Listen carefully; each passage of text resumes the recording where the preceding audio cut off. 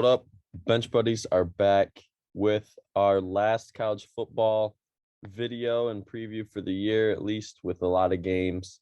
It's week 3 of the bowl pick'ems here, and we're making this video on the Thursday before the New Year's Eve game, so we don't know the results of the last 4. We'll include that in the video next week. But so far this week, I got 3 games on you, Ty. I'm only 2 down and really hoping for that South Carolina win today. Yeah, last week I sucked. That's just how I got to say it. Took 3 teams: Ball State, Mississippi State, Virginia Tech. They got absolutely embarrassed, blown out, made me look very dumb. So I need a bounce back week this week because that was very bad. But bowl games are tough to pick. And the first bowl game for tomorrow to start New Year's Eve off, you got Wake Forest, who should be playing Texas A&M, but had to back out. And now they get a 5-7 Rutgers team who, we've seen it all year in the Big Ten. They play teams tough. And, that 15-point spread may be a little too much. If you're betting, that's definitely a spread to look out for. But I just can't see Wake Forest losing. But the spread's a little iffy. Yeah, I think Wake Forest kind of cruises to win. That is a lot of points, 15. So I don't know if they cover that. I like the over here. Sam Hartman playing in the game for Wake Forest. Usually when guys like that decide to play in the bowl game, they typically have a big game. The offense uses their quarterback quite a bit, try and raise the draft stock, send them out on a good note. So I think Wake Forest puts up a lot of points and Rutgers won't be able to completely keep up.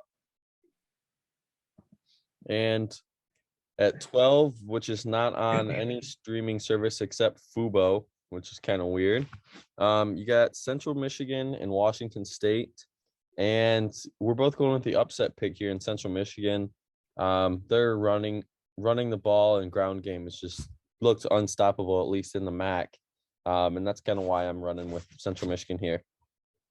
Yeah, it hurts me to pick them as a Western fan, but or Western student.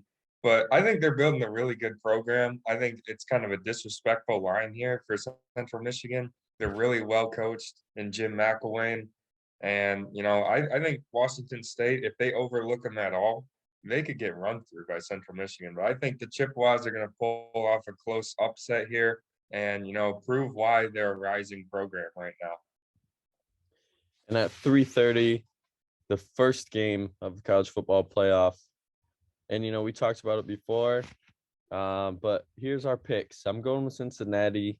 I think the only way they win this game is that under hits and Cincinnati stifles Alabama's offense. We've seen, Texas A&M, they're the only one that's beat them, but it wasn't a low-scoring game. Auburn, they should have beat Alabama. They shouldn't even be in this position, in my opinion. Bad clock management there. And I think there's too many close calls so far in Alabama season to get here, and I just think that luck is going to run out to Cincinnati, who's not just playing for them, but for all the non-Power 5 schools as well. Yeah, I get what you're saying. I feel like I got to point out that Zach is behind in the picks, so he does have to disagree with me a few times. I think Alabama, unfortunately, is going to cover the 13.5. I don't think they're going to completely blow them out. I think it'll be similar to the Alabama-Notre Dame playoff game last year where, they didn't blow them out, but it was never really in doubt for them. I think Cincinnati can limit them a little bit on offense, but, they got a lot of playmakers, Alabama, for a group of 5 team. I got to give Cincinnati their props, but I got to go with Alabama in this game. I think they win by about 17. And, all bias aside, it's all going to come down to the trenches, both sides of the ball here. Quarterback play, we know, running backs, all that stuff you can throw away. But when you have Aiden Hutchinson on defense for Michigan, who's, potential number 1 pick going against Georgia's offensive line, who's been pretty good, it's going to all come down to that. And I think that's where Michigan's defense can win. Big question mark on Dax Hill.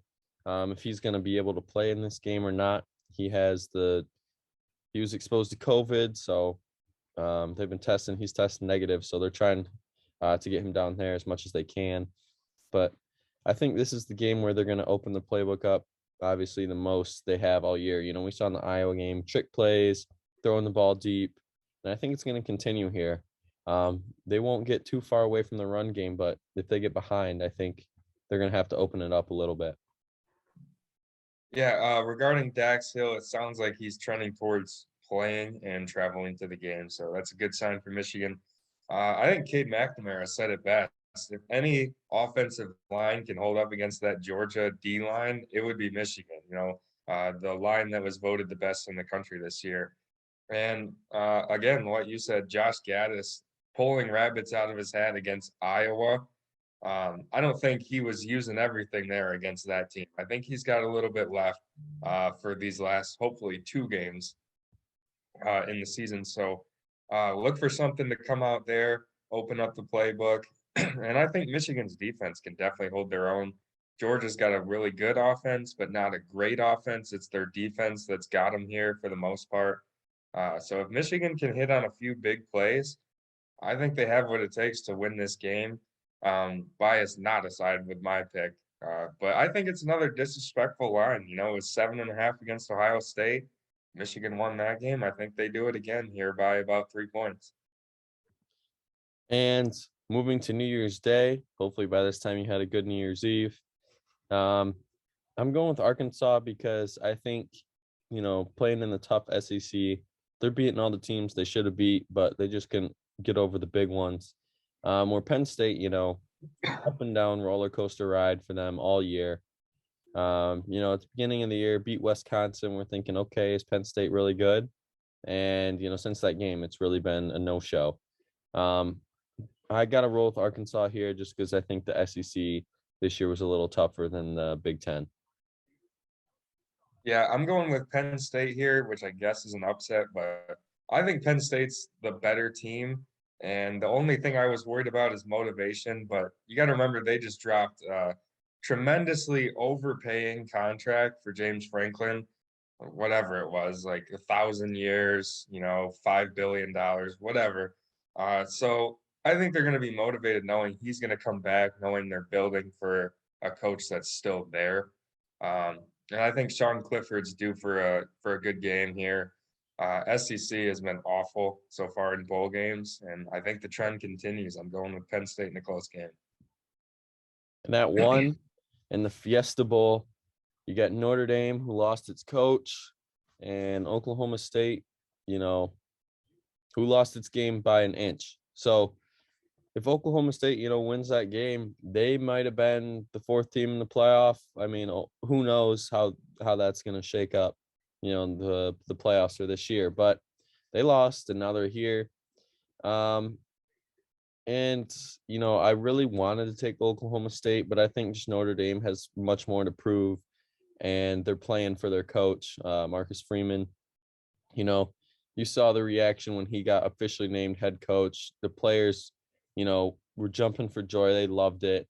Young guy, great guy to lead this team. He's been there for a while, and it's a great hire for them. And I think the legacy is going to continue for Notre Dame of, consistently railing off 10-win seasons. And I think a step in that direction is winning this Fiesta Bowl game. Yeah, going off the Marcus Freeman, I think actually the bigger coaching loss in this game is with Oklahoma State losing their defensive coordinator to Ohio State. I think that was obviously their strength of the team this season. I think that's really going to hurt them in this game.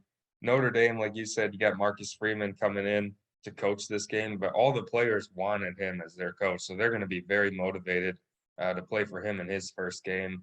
So Oklahoma State, it's also hard to buy into. They couldn't get a yard. They had 8 chances, couldn't get a yard against Baylor. So I think Notre Dame wins this game. They typically win games like this, and it'd be a big 12-win season for them, going into the Marcus Freeman era. And also at 1, you got the Verbo Citrus Bowl, battle of 2 teams that had high hopes early in the season, but kind of disappointed late.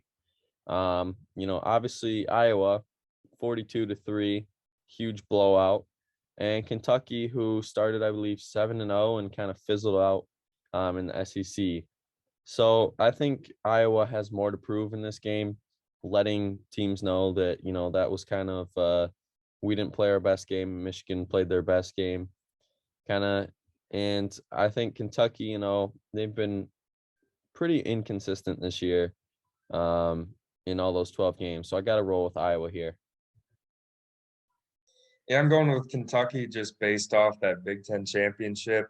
Iowa, I don't know if they have an answer at the quarterback position. They put in Anthony Padilla late in the game, but he didn't really do anything against Michigan. So didn't really have any answers there. I don't think either of these teams are really good enough to be ranked based on the end of their seasons. Um, but I just think Kentucky has the better quarterback play, and I don't see a lot of points being scored. So I think the team with the better quarterback will be the team that wins. So it'll be Kentucky. And at 5, we got the Rose Bowl game, Ohio State, Utah. And, Ohio State losing Garrett Wilson, whatever, doesn't even matter. They got studs behind them at the receiver position. And I think this is going to be not a breakout game for Stroud, but a game that really is going to solidify him as a great quarterback going into next year. We saw Oregon last night have trouble scoring in the first half against Oklahoma, and then they figured it out. So I think, Utah, they beat Oregon twice, really stifled them on offense. And I can't see that happening here to Ohio State. They just have too much talent on offense, too much to prove now. First time in 10 years that they've lost to Michigan going into a bowl game. And I think that's going to be some huge motivation for Ohio State to, not just give up on this year and be like, oh, we didn't win, whatever. And obviously it's the Rose Bowl, what the Big Ten and Pac-12 have been playing for almost 100 years, it feels like. So Ohio State here, and I think they're going to win big.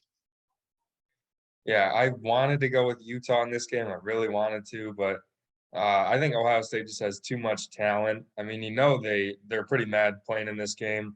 I think it's the first time they've lost going into a bowl game since 2013. So it's definitely a position they've never been in, any of these players or coaching staff. So you can go about it one of two ways. You can kind of sulk and just kind of sleepwalk through it, or you can take it out on Utah and get an 11th win and win the Rose Bowl. And I just think they have too much on both sides of the ball for Utah. Utah's had a great season, but just don't think they have enough for Ohio State. I thought they were neck and neck with Georgia before the Michigan game. And here to close out the night, I believe we got Baylor, Ole Miss in the Sugar Bowl. And I think this is going to be the best New Year's Six game besides the playoffs. And, you got Baylor who won the Big 12 kind of out of nowhere. Rebuild just quick happened like that, it feels like. And Ole Miss with Lane Kiffin. I believe Matt Corral still is playing as of now. So, and, I think that's why they're favored here. But I just think Baylor, we saw their defense in the Big 12 championship. How consistent they've played all year is really going to, win this game for them, I think. I don't really see Ole Miss putting up 40, 50 points here. I think Baylor's going to win a low-scoring contest. Yeah, I agree. I think this is the best New Year's Six game. This is how bowl games are supposed to be. No players sitting out in this game, no coaches leaving. It's just, a really good football game against two teams that are really building towards the future and had great seasons. I think Ole Miss is going to win a very close game. I think Matt Corral needs one more performance. There's 5 quarterbacks in the draft, all kind of neck and neck. I think he's got to separate himself, make his money in this game. So I think Ole Miss is slightly more talented, and I think they're going to win a close game. I want to take the under. I don't know. Ole Miss has some of those games where they can score a bunch of points. So tough on that, but I'm going with Ole Miss. And on Tuesday, the last bowl game before the championship, LSU without Edo and Kansas State. I don't really know too much on them, but 7-5 in the Big 12, nothing to hang your head on, especially if you win this bowl game. But I'm going with LSU here because, Brian Kelly's probably already had an influence on this game and, already being in there, talking to the players, speaking to the players, kind of getting his message across. And I think, that's a big factor going into this game. having the new coach, you want to show out for the new coach. So he's like, oh, maybe I need to go with this guy at the beginning of the year next year. Or, none of these guys don't want to play bad, obviously. And a big win here would be a right step in LSU, Brian Kelly era. So I'm going with LSU. Yeah, I'm just gonna go with Kansas State here based off motivation. I know a lot of that's just speculation, but one team overperformed this year and one team severely underperformed in LSU. So I think Kansas State, they're very happy to be in this game. This is a huge stepping stone for them, building a program. LSU, I bet some of those players could care less about this game. Um, I think LSU has much more talent, but Kansas State has more to play for here. So I'm going to go with Kansas State in an upset. Well, I guess not an upset according to Vegas. And that's going to be it for our video today. Make sure you hit that subscribe button, click the like button, let us know how we're doing in the comments. But until the next time, the Bench Buddies are out.